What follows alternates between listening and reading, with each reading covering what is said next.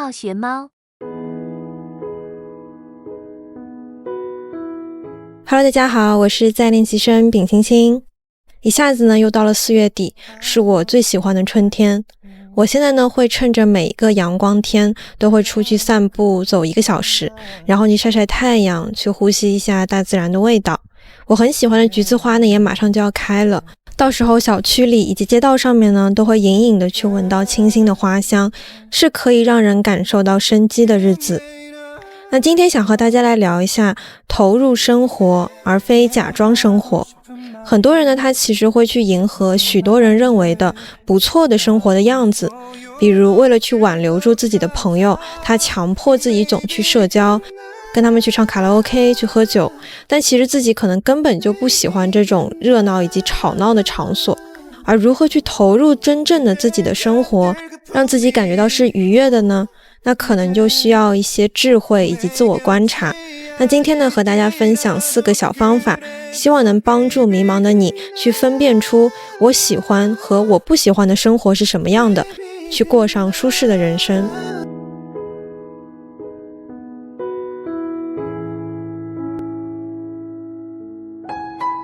我先聊一下什麼叫假裝生活呢？那這可能是部分人的一種常態哈，他會為了讓自己看起來不錯，會去滿足世俗意義的那種潮人的樣子呀，或者是精英的那種樣子。但其實他自己的初心可能只是說，我為了別人，我為了他人的眼光，甚至說是父母的一些期待。我打個比方哈，有很多人他可能會被容貌焦慮所困擾，他總是會刷小紅書，然後看到為什麼這麼多人這麼高但是又這麼瘦，都是體重不過100的，然後自己呢也會去健身，並且去吃的特別的少，看着自己的臉呢也會覺得哪都不順心。他是去為了順應那種大家心目當中的小紅書裡面的美女的那個樣子，但是你有沒有去真心的問過你的內心，你是否想要追求這樣呢？你是否是真的喜歡這樣的自己呢？那包括說網上面會看到有一些潮人哈，你也會去嘗試想要過那樣的生活，例如買很多的衣服去打扮自己，然後每個周末啊什麼的就去探店，穿的呢也是非常的精緻的。但是你在經歷了這樣一天之後，你回到家之後呢，你會不會覺得很累呢？你在非常努力的去成為那個潮人，但是說不定你其實就是更喜歡在家裡面無所事事，然後躺一躺，穿着一套家居服的那種自由的樣子呢？那其實這些都算是假裝生活，我們沒有非常尊重自己想要怎麼樣子過，而是去滿足他人眼中那個美好的樣子，甚至會樂此不疲的去裝點美好的朋友圈的形象，但是那個可能根本就不是你最本我的自己。那怎樣去投入自己的生活，並且過上自己想要的日子呢？和大家去分享4個思考的方向。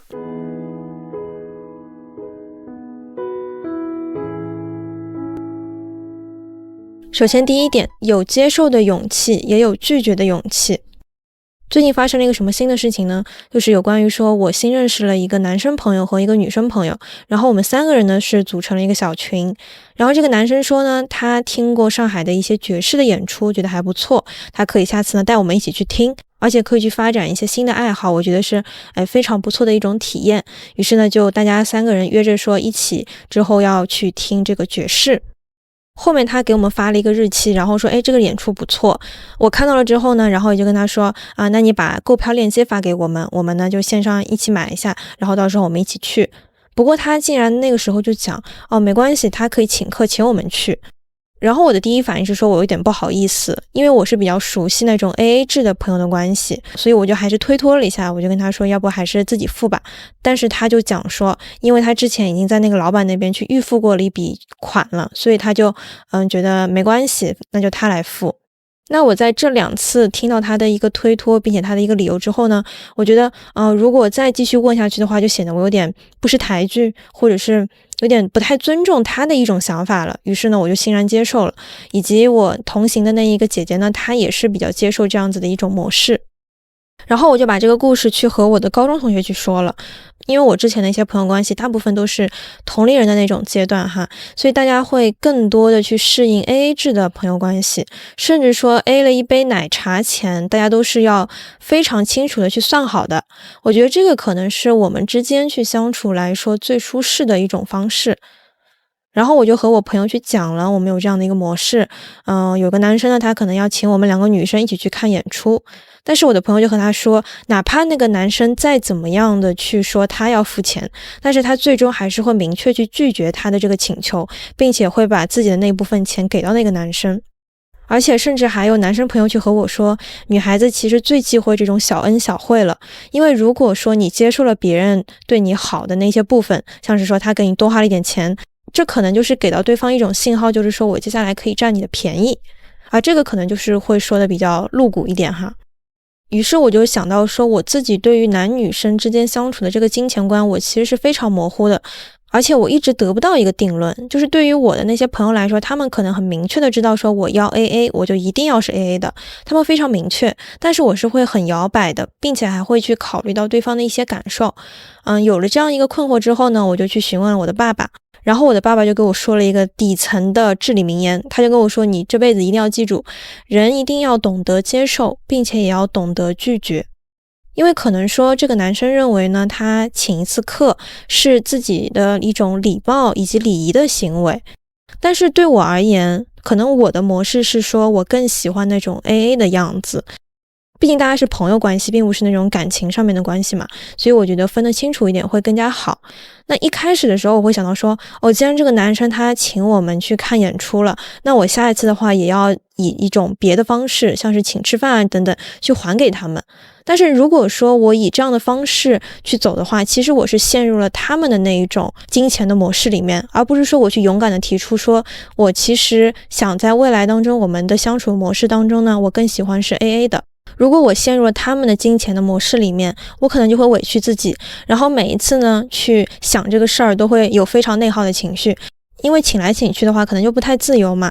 他這次請了你，那你會想說，你下次如果再要和他相處的話，你一定要請他回去，這一來一回的就會牽制住了。就可能有時候你自己很累，你不是很想出去的時候，但是因為這個一來一回的關係，所以你也不得不出去。那對我來說，可能 AA 制是讓我更加舒適的，那我就應該勇敢的去和他提出來。那當然這一次呢，是因為這個男生他已經提出說他可以請客我們，那我也要有這種可以去接受他的好意的這種勇氣。那同時在下一次以及未來的一些相處當中，我也要去拒絕說他的那種金錢模式，因為這是讓我不舒服的。那不舒服的東西，你當然可以有你的權利，並且應該去提出說，其實我想以我的那種方式去我們進行相處。那在談到戀愛關係當中，我也會想說，男生和女生之間的這個金錢比到底是應該怎麼分配的呢？因為在上一段關係當中呢，對方有和我提出說他希望他請一頓，然後呢我請一頓，但是我這個人他就會想很多，我就會想到說，如果我請了一頓30塊錢的，但是他請了一頓300塊錢的，他比我出了錢出了這麼多，是否就是代表着說他可能會吃虧呢？為此我們還會有爭吵。但是我爸就說，戀愛關係裡面這種金錢的模式不是說哪個有對哪個有錯，就像是廣義上面大家會認為說，如果這個男生他沒有請客你的話，就說明他摳門。我爸他沒有這麼教導我，他會和我說，在戀愛關係裡面講究的是誰喜歡誰多一點。如果說他真的很喜歡你，他就會去接受你的那種模式。而我講真心話，我喜歡的模式可能是男生會在金錢上面出多一點的情況。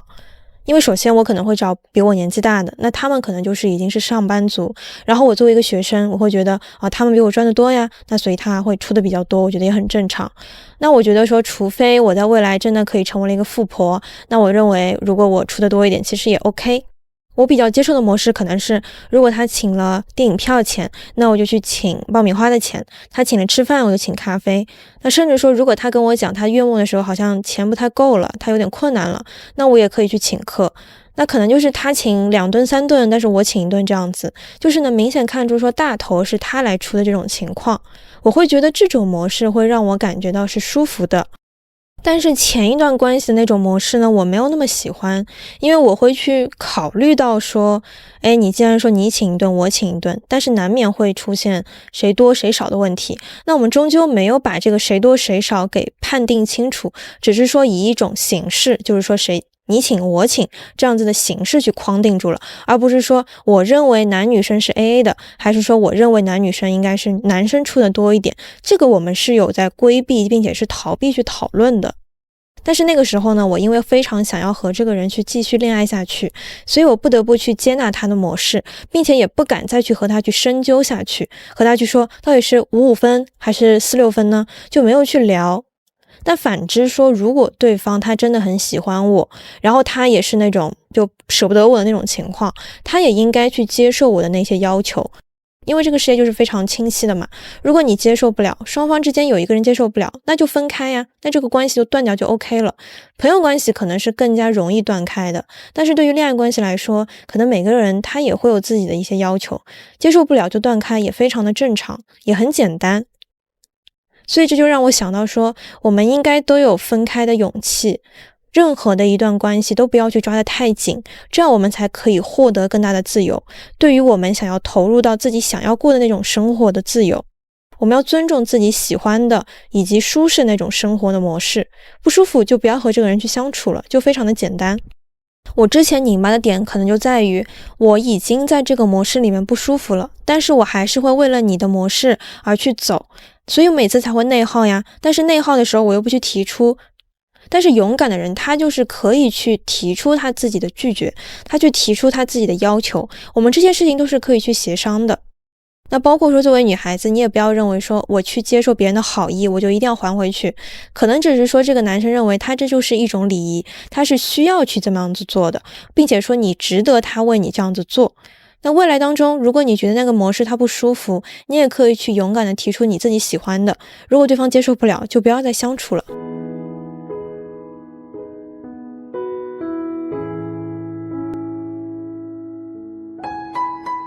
第二點，接納普通的我，享受普通人的人生。之前在大3、大4想要找工作的那會兒時間呢，我有一種心情哈，就是說我非常想要在學校啊以及院裡面那種分享會上面去分享我的光輝履歷，去分享說我怎麼樣去找到了一個特別好的一個工作。因為我曾經在一個我們院裡面的一個就業分享會當中，我有看到过一個學姐，她去分享說自己怎麼樣去進入字節跳動這樣一個宇宙大廠，以及說自己在很多大廠去實習過，去做了很多 marketing 的工作。我那個時候就特別羨慕她，可以有這樣子的一個平台，去讓她去說出自己的履歷，並且她真的去獲得了一個非常好的一份工作。於是說我之前會有一種虛榮心的存在吧，就是說我也要成為這樣的人，我也想要證明給大家看，我是也可以做到的。但是我在去年秋招的時候，我開始找工作之後，我就發現說，哇塞，這個雙非文科生、本科生想要找一份工作實在太難了。找到後面真的是覺得，我只要有一份工作就好了。我發現說我其實真的也不是天賦異稟，哪怕是說我真的在實習裡面我拿到了非常好的履歷，我在很多人面前去匯報過，全英匯報過，然後也做出一些真正的成績過，但是那個又如何呢？你找不到工作你還是找不到呀。但是失業真的是一個打工人的錯嗎？還是說我們只是在這個大環境裡面，我們是一個非常無助的一個小蝦米呢？我就想到說，那一些大廠的 title 是否真的只是我們想要炫耀呢？我們想要去給大家展現說，我拿到了一個看起來很不錯的一個工作，我好像看起來還挺光鮮亮麗的。我在刷抖音嘛，然後有個視頻就講，其實500強裡面去工作的人，他可能根本就不賺錢，賺錢的那一些職業，反倒是那些創業的，敢於去做那些銷售的，做自媒體的，甚至說那些街邊開小店的人都可以是年入100萬的。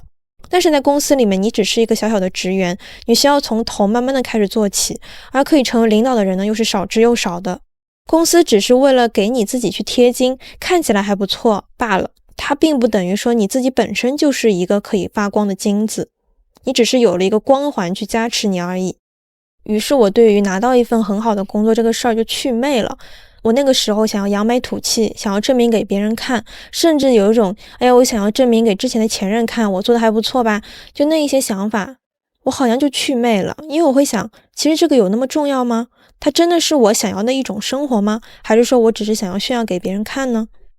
而我之前有聽說過哈，就是去字節的大部分的人，他可能熬了半年或者熬了1年就做不下去了。那很明顯的一個點就是那個姐姐，她真的是做了半年就做不下去，然後就跳槽了。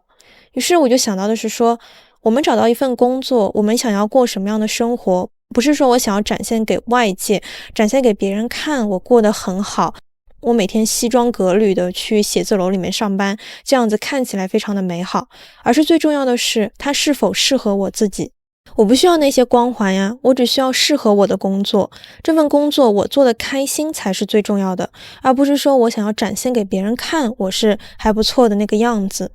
虛榮心去跟我想要什麼樣的生活，舒適的生活去相比的話，其實它根本就不重要。到頭來我們還是會去更多的去和自己的感受去生活。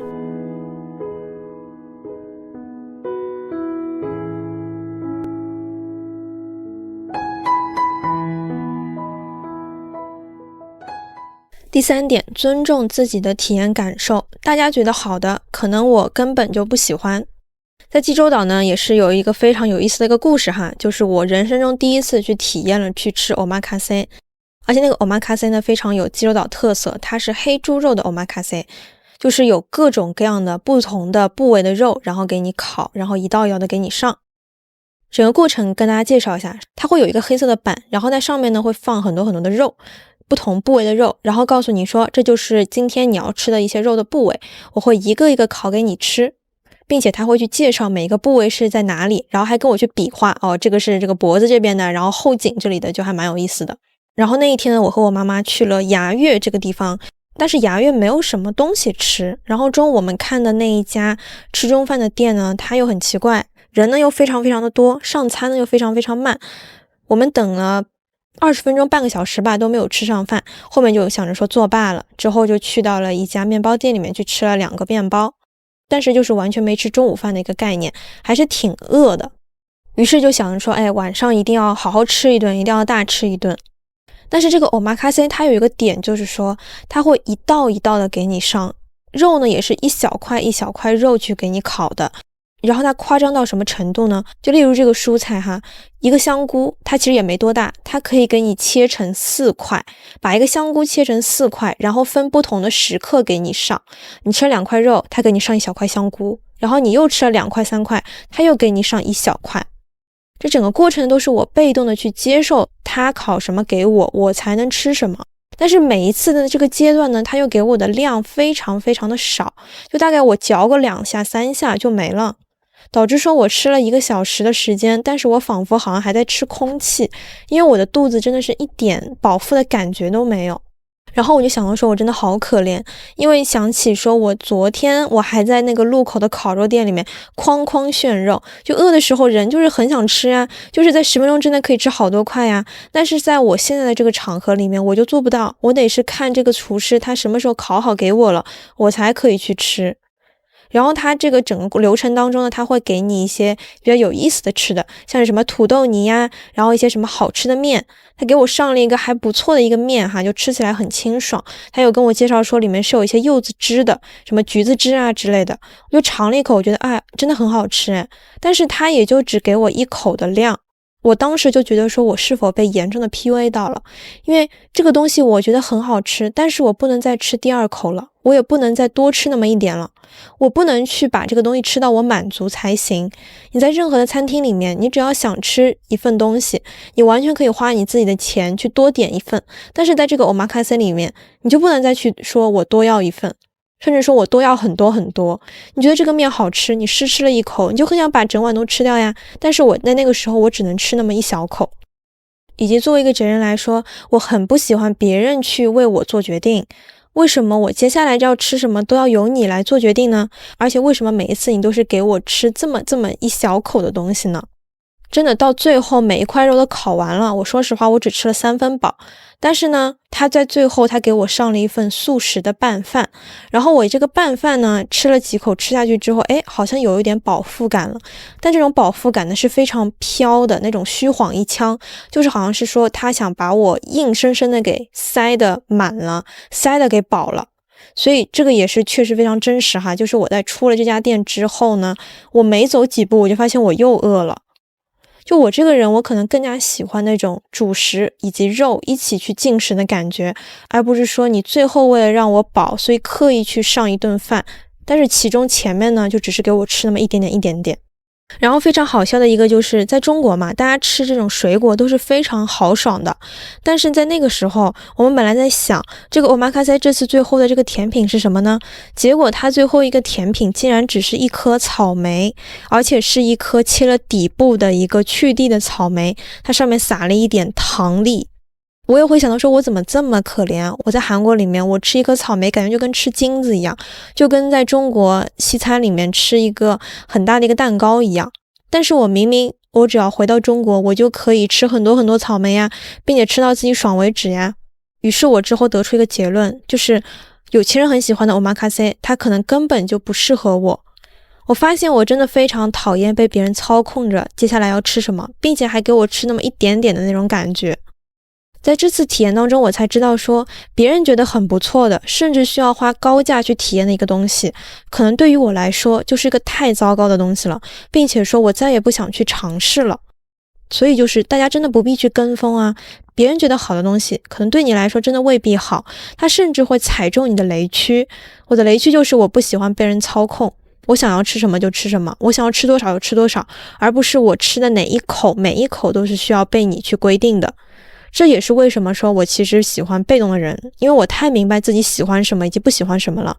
你讓我如果在你的那種規則裡面去生活的話，我真的可能會死。那當然有關於這次經歷哈，我也是認為說人生是貴在體驗的，只有你體驗了，你才可以知道你喜歡什麼以及不喜歡什麼。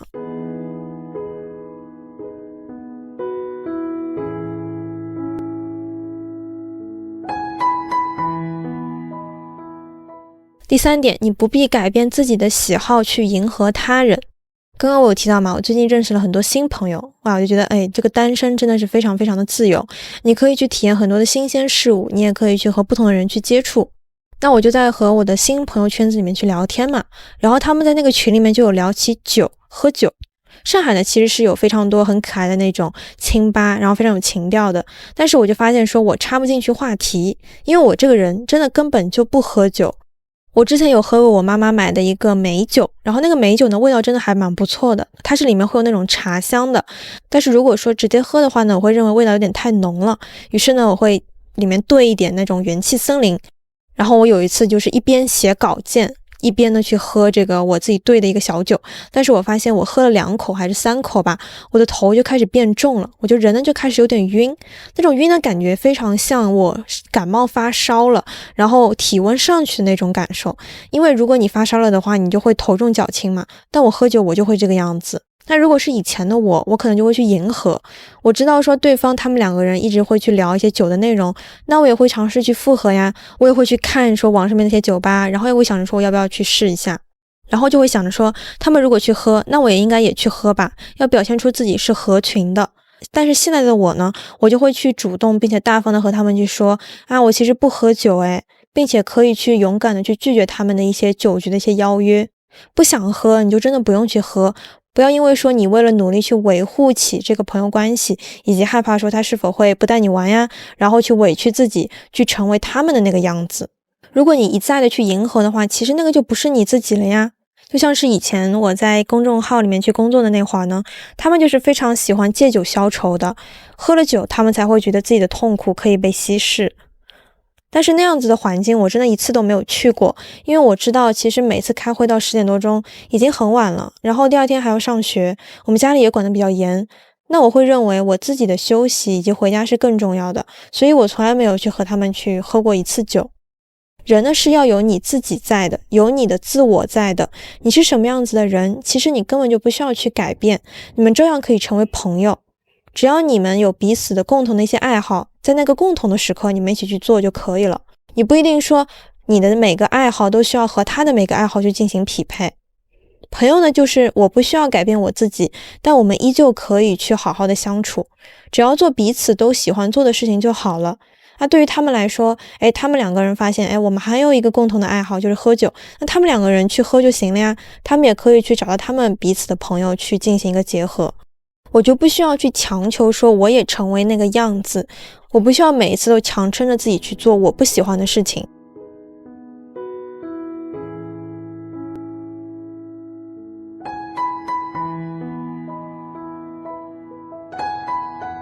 那那以上就是本期節目的全部內容啦。無論是精緻的你，還是懶洋洋的只願意在家裡面去曬太陽去睡大覺的你，其實只要你尊重自己的感受，你真正的感受到快樂，那這就是你想要的生活。我們沒有必要去捲那些世俗意義上的精緻，只要過好自己普通的小生活就可以了。期待與你下期再見，祝你健康，祝你幸福，拜拜。好學貓